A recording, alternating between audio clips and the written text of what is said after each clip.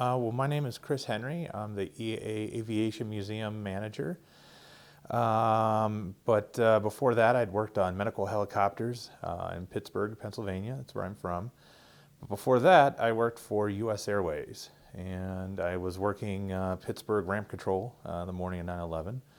Thought maybe you'd like to hear a little bit about what it was like at an airport. You know, you hear about the airports getting bombarded with airplanes on 9/11. So we're working ramp control. My friend Joe was working right next to me, and we had just pushed out the first bank. The airplanes would leave in banks, basically all around the same time, and they would come back all around the same time. And when you were an airline employee, that's where you would get your breakfast and lunch breaks and things like that, is when all the airplanes were gone. So we just pushed out the first bank that morning, and it was beautiful, beautiful, clear sky. I remember it was just not a cloud in the sky. And this was,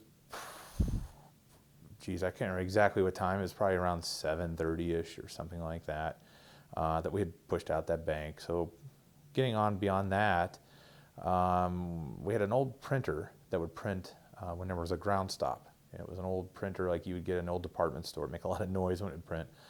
And that printed up, and it said there was a ground stop for Newark, LaGuardia, and JFK, which we thought was really weird, because usually if you saw a ground stop like that, it was weather-induced or something like that for all three airports.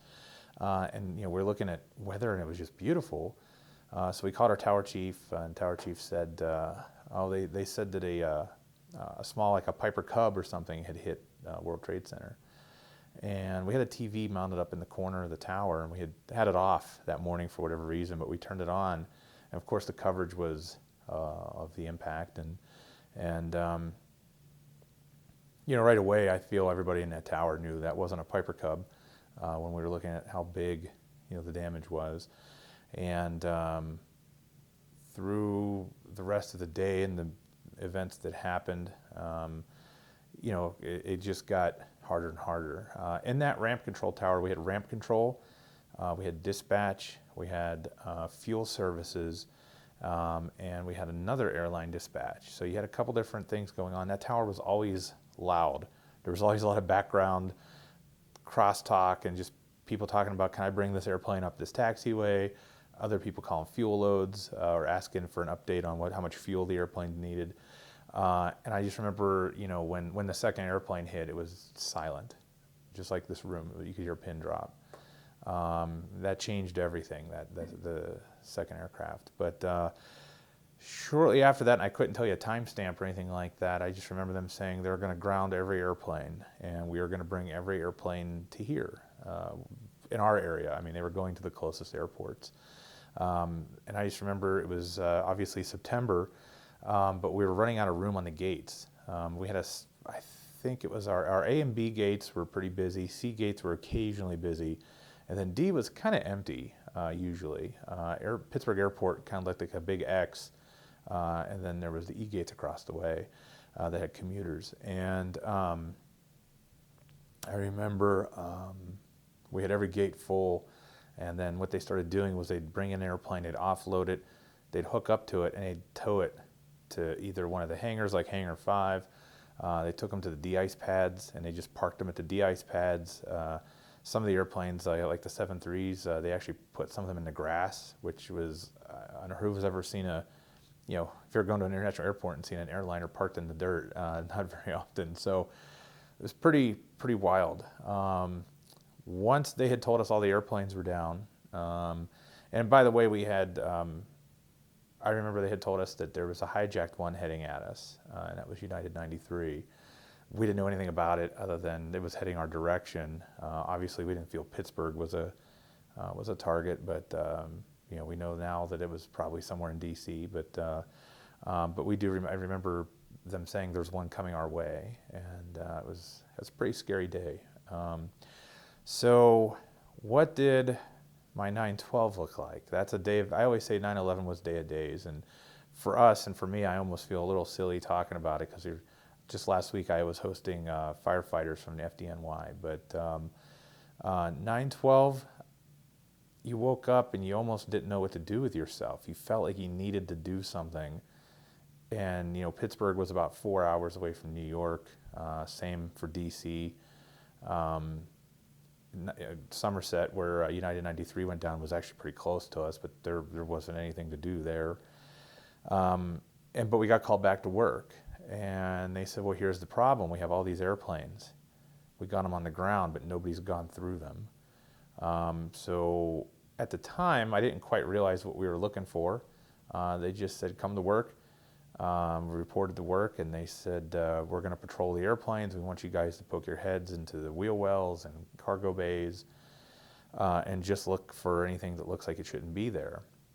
Some of our inside crew would go through the inside of the airplanes looking for anything on the inside.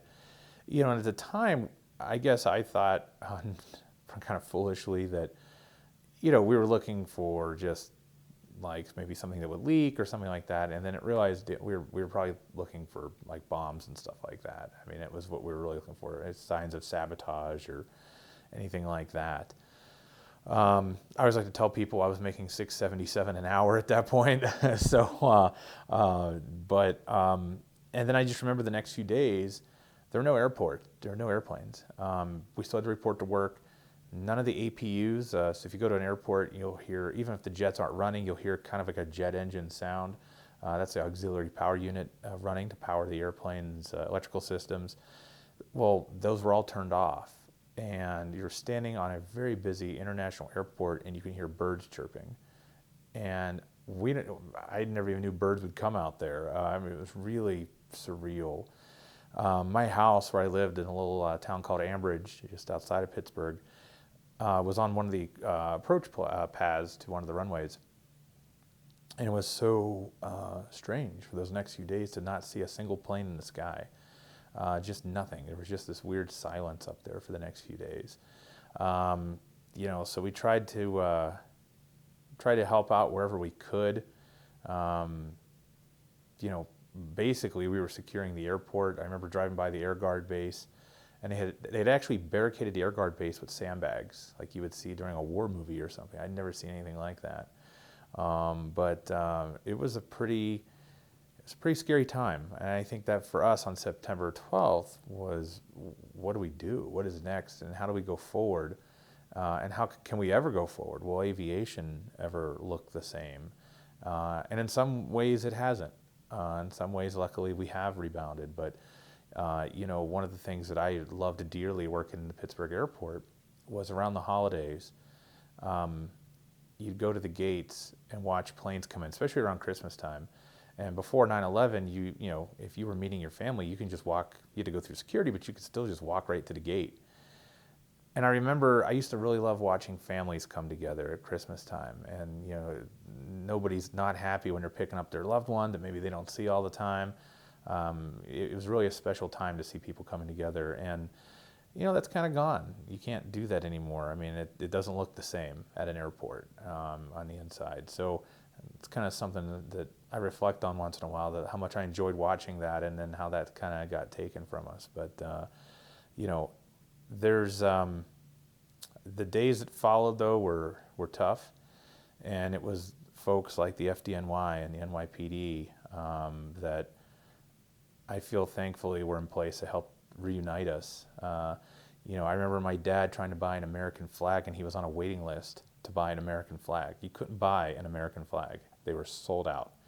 And my dad was ticked. Because I think he had to wait 3 weeks to get his new American flag for the house, because the old one was kind of getting worn out.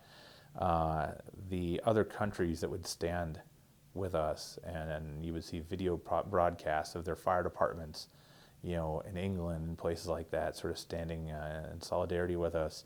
9/11 was horrible, and 9/12 was rough, but going forward in those few days after that. There was hopes. There were signs of life in the American people that, we weren't going to be knocked out of this. That we were going to bounce back. Wherever you stand politically, our president, going down to ground zero and getting on a bullhorn and telling people, that he could hear them and others were going to hear us soon. That was vitally important. And throwing out the first pitch at Yankee Stadium, I just remember. Our president went and threw out the first pitch at a Yankee game, and you almost had this sense of it's okay to enjoy something again. We're going to be all right. But I look to people like that. And I also look to our passengers. When we had passengers, when we first started flying again, who were determined that they were going to fly. Sometimes it was a place they could have driven to, but they flew because they were going to show that sign of support for the airlines who were hurting from being grounded for a while.